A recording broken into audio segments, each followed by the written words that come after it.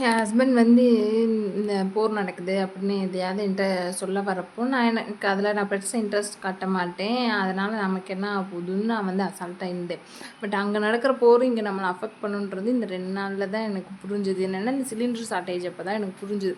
எனக்கு எங்கே பார்த்தாலும் சிலிண்டர் ஷார்ட்டேஜ் அப்படின்னு நியூஸ் வரப்போ எனக்கே ஒரு பக்கம் பயமாயிடுச்சு. எனக்கு பெருசாக கேஸ் தேவைப்படாது. நான் ஃபுல் அண்ட் ஃபுல் இண்டக்ஷன் அதிகமாக யூஸ் பண்ணுவேன். கேஸ் வந்து எப்போயா தான் யூஸ் பண்ணுவேன். அதை அடிக்கடி வாங்க முடியாது அப்படின்றதுனால. பட் எனக்கே ஹோட்டல்லாம் மூட போகிறாங்க. ஸ்கூல் காலேஜு இந்த மாதிரி ஹாஸ்பிட்டல் இவங்களுக்கு மட்டும்தான் கேஸ் கிடைக்கும், வீட்டுக்கு ஹோட்டலுக்கு கிடைக்காது அப்படி சொல்லவும் எனக்கும் லைட்டாக பயம் வந்துருச்சு தான். அது இல்லைன்னுல. அப்புறம் என்ன செய்ய, நான் 1 இயருக்கே 2 கேஸ் தான் இது வரைக்கும் வாங்கியிருக்கேன். ஸோ இண்டக்ஷன் அதிகமாக யூஸ் பண்ணுறதுனால பயம் இல்லை தான். இருந்தாலும் ஒருவேளை நம்ம நேரத்துக்கு எது ஒன்றுனா என்ன செய்ய அப்படின்னு ரொம்ப பயமாக இருந்துச்சு. எங்கள் அம்மாக்கெல்லாம் ஃபோன் போட்டு அம்மா வாங்கி வச்சுருங்க, சிலிண்டர் ரொம்ப இதாக இருக்குது அப்படின்லாம் சொல்லியிருந்தேன்.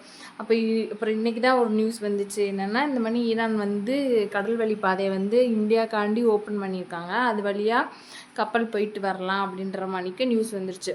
ஆல்ரெடி 2 கப்பல், ஆயில் கப்பல் 2 கப்பல் வந்துட்டு இந்தியாவை நோக்கி வந்துட்டுருக்கு. அதனால் நமக்கு வந்து இந்த சிலிண்டர் ஷார்ட்டேஜ் இருக்காது அப்படின்ற மாதிரிக்கு நியூஸ்லேயும் சரி இன்ஸ்டாலையும் சரி வந்துருச்சு. அதை பார்த்தக்கப்புறம் தான் எனக்கு கொஞ்சம் நிம்மதியாக இருந்துச்சு. அதனால் யாரும் பயப்பட வேணாம். நம்மளுக்கு இனிமேல் சிலிண்டர் ஷார்ட்டேஜ் இருக்காது அப்படின்ற மாதிரி நியூஸ்லலாம் சொல்கிறாங்க. ஸோ யாரும் பயப்படாதீங்க. சிலிண்டர் கண்டிப்பாக